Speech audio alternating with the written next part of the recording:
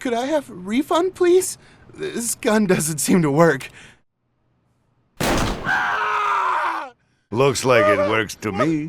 The amount of content in the Handsome Collection is nothing short of impressive. Not only does it contain Borderlands 2 and the pre-sequel, but all the downloadable content at no extra charge. Unfortunately, the developers weren't given enough time to implement the Clamptastic Voyage. Therefore, PS4 owners have to download an 8GB patch, and the Xbox One has a 16GB patch. Are you f***ing serious? It's an annoying inconvenience that could have been avoided if the developer had simply delayed the game by a week or two. Of course, once you finish downloading the patch, you can start to enjoy Borderlands' addictive brands of looting and shooting gameplay. Alright, make a small incision just below his sternum. But be careful, we don't want to nick the coronary artery. Close enough. First-person shooters tend to be dark and obsessed over realism. However, Borderlands takes a different approach with its comedic writing and cel-shaded graphics. It has a Time Splitters vibe, and I like that. Personally, I would rather play more FPS games like this as opposed to the more depressing war games that dominate the market. Borderlands may not be a plot-heavy franchise, but it still features some really good voice acting, and every character is crazy in their own unique way. Especially Handsome Jack, who is no doubt one of gaming's most entertaining villains. My secret involves your pathetic resistance dying, and me laughing. A lot. The pre-sequel is the most unique game in the package simply because it's one of the few games to feature Australian dialogue and voiceovers. Did my accent throw you off?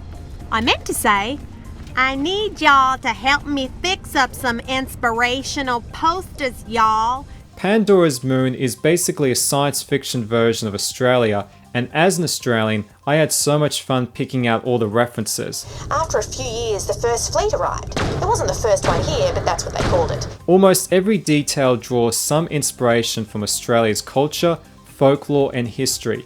In this industry dominated by America and Japan, it's really refreshing to see a game with strong Australian influence. It's a tucker bag.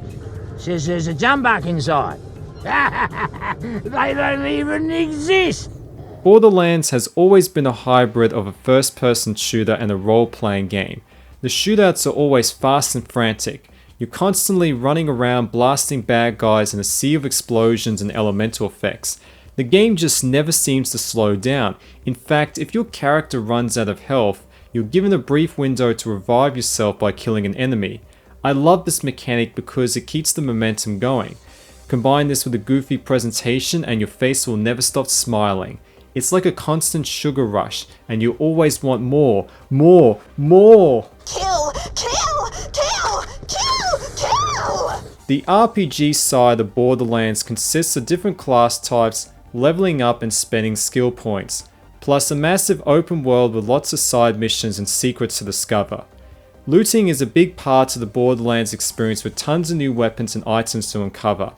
Basically, the pursuit of more powerful weapons and experimenting with new skills drives the whole experience. The pre-sequel doesn't do much to break the formula, but still adds some cool things like laser guns, ice elements, butt slams, and low gravity. This allows you to jump around and recreate your favorite John Woo film. You're busy? That's cool. I'll just bleed over here internally for a while. Of course, like most games, Borderlands isn't perfect. The most annoying issue is how the game forces you to backtrack to a quest giver to complete the mission. It's a waste of time and feels like lazy padding. I had a cat. It died. The vehicle controls also need some work, and the oxygen meter in the pre-sequel is unnecessary management that distracts you from the core gameplay. So annoying. Gotta find some O2. The Handsome Collection is basically the PC version running on max settings at 1080p.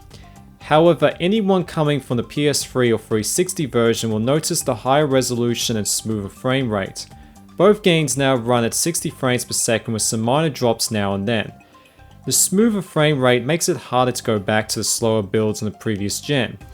The Handsome Collection also allows you to transfer your save file from the PS3, PlayStation Vita, or Xbox 360, and is the first version of Borderlands to support 4-player split screen.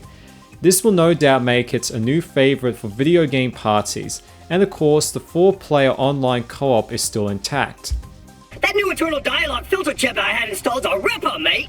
The day 1 patch is obviously going to annoy many people, but the Handsome Collection still remains a great introduction for people that haven't sampled Borderlands' addictive shooting and looting gameplay. Anyway, I'm going to leave you with some footage of the greatest gun ever made, the Boganella.